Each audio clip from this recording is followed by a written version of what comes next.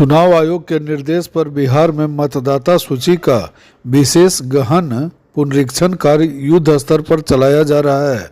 इसी कड़ी में एक वीडियो वायरल हो रहा है और वह वीडियो बिहार के जमुई जिला से सटे झारखंड राज्य के देवघर का बताया जा रहा है, जहां की इस गहन पुनरीक्षण कार्य की गणना पर प्रपत्र प्रारूप की प्रति पर देवघर के एक जलेबी दुकानदार के द्वारा अपने ग्राहकों को जलेबी परोसा जा रहा है।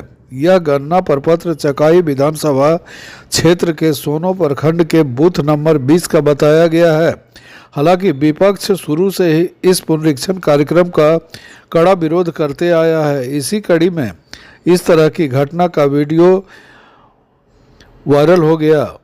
जब इस वायरल वीडियो की सत्यता के बारे में जानने की कोशिश की गई और जमुई के जिलाधिकारी से बात की गई तो जमुई के जिलाधिकारी श्री नवीन ने क्या कुछ कहा, सुनते हैं। ये क्या मामला आया है कि जमुई के सोनो इलाके का जो वोटर पुनरीक्षण का काम, सत्यापन का काम चल रहा है, उसका प्रपत्र देवघर में एक जलेबी के दुकान पर पाया गया है, जहां दुकानदार उस पर जलेबी परोस रहा था। इस तरह की ये बातें आ रही है, क्या सत्यता है और क्या कार्रवाई गई है? देखिए, आज हम लोगों ने भी पढ़ा ये कि देवघर में बिहार के प्रपत्र पर जलेबी परोसी जा रही है और फिर देखने से उसमें ज्ञात हुआ कि वो हमारे विधानसभा चकाई के प्रखंड सोनो से संबंधित है। तो मामला संज्ञान में आते हुए तत्क्षण हम लोगों ने उसकी जांच कराई। यह मामला जो है सोनो चकाई विधानसभा के सोनो ब्लॉक के बूथ संख्या 20 से संबंधित था और जांच के क्रम में ये बात प्रकाश में आई है कि वहाँ कुल जो है इस विधानसभा में इस बूथ पर 1181 मतदाता थे, जिसमें से 1134 मतदाताओं का गणना प्रपत्र संबंधित बीएलओ पंकज राम के द्वारा इकट्ठा करके बीएलओ ऐप के माध्यम से अपलोड कर दिया गया था। उसके अलावा 2 मतदाताओं ने स्वयं अपना ईसीआई के वेबसाइट पर जाकर के अपना गणना प्रपत्र भरा था। ये कुल हो गया 1136। शेष 45 मतदाताओं के संबंध में बीएलओ के पास यह स्पष्ट जानकारी थी कि उसमें या तो वो मृत थे या दोहरी प्रविष्टि थे या अस्थायी रूप से स्थानांतरित हो गए थे। वह संख्या भी अगर आप जानना चाहेंगे तो 23 मतदाता जो थे वो मृत पाए गए, 10 मतदाता जो है वो दोहरी प्रविष्टि वाले पाए गए और 12 मतदाता जो थे वो स्थायी रूप से स्थानांतरित पाए गए।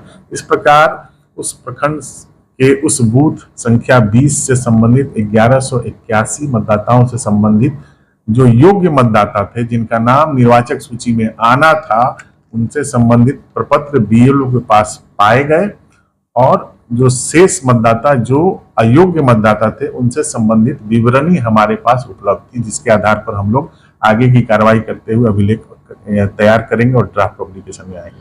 अब वहां पर कहां से प्रपत्र कैसा आया उसके बारे में हम लोग नहीं बता सकते हैं, लेकिन हमारा जो रिकॉर्ड था, हमारा जो प्रपत्र था, वो हमारे बीएलओ के पास सुरक्षित और संधारित पाया गया। अब आपको क्या लगता है सर, ये कोई साजिश, कंस्पिरेसी ऐसा कुछ? हम लोग भी इस पर तो कोई विशेष नहीं कर सकते हैं और हम लोग कानूनी रूप से भी इसके पहलू पर विचार कर रहे हैं कि अगर ऐसा कुछ किसी व्यक्ति ने जानकर इस तरह से कुछ इस चल रहे कार्य के को दूषित करने के लिए कुछ किया है, उस पर हम लोग को लगेगा प्रथम दृष्टया कहीं से भी अगर इस तरह की संपुष्टि होती है तो कड़ी कानूनी कार्रवाई की। एक सवाल उठता है कि जो जलेबी की दुकान झारखंड के देवघर में है और जहाँ पे है वो दुकान, वो जमुई के किसी एक राजनेता का है, तो आपको लगता है कि ये एक साजिश इस तरह की घटना? इसके बारे में मुझे कोई जानकारी नहीं है और मैं इस पर कोई कमेंट नहीं। क्या सर ऐसा भी हो सकता है कि कोई उसको डाउनलोड करके इस तरह से कंस्पिरेसी? बिल्कुल बिल्कुल, ये आपने बहुत मार्के वाली बात बोली है। यह प्रपत्र किसी के भी द्वारा किसी के ईपिक नंबर को इस्तेमाल करके उसको डाउनलोड किया जा सकता है या हो सकता है कि फोटोकॉपी भी कराया जा सकता है। इसलिए अभी उस पर चूंकि अभी वो पहलुओं की जांच की जा रही है, हम केवल अभी इतने कहने की स्थिति में आ गए हैं कि हमारा अभिलेख हमारे पास सुरक्षित है, मेरा प्रपत्र नहीं है। अब हम लोग उसका दूसरा जो पहलू है, इसके द्वारा ऐसा किया गया है, उस पहलू की जांच कर रहे हैं और अगर हम कहीं से भी अगर प्रशासन को ये लगेगा किसी ने साजिशन इस तरह से हमारे कार्य को प्रभावित या दूषित करने का काम किया है तो हम लोग उस पर कड़ी कार्रवाई बीएलओ द्वारा ये भी कहा गया था कलिया की कुछ उसका 70 फॉर्म मिसिंग है इस टाइप। अब इसके बारे में हम नहीं जानेंगे। हम तो ये जान रहे हैं कि हम लोगों ने भौतिक रूप से सभी अभिलेख अपने पास सुरक्षित पाया है।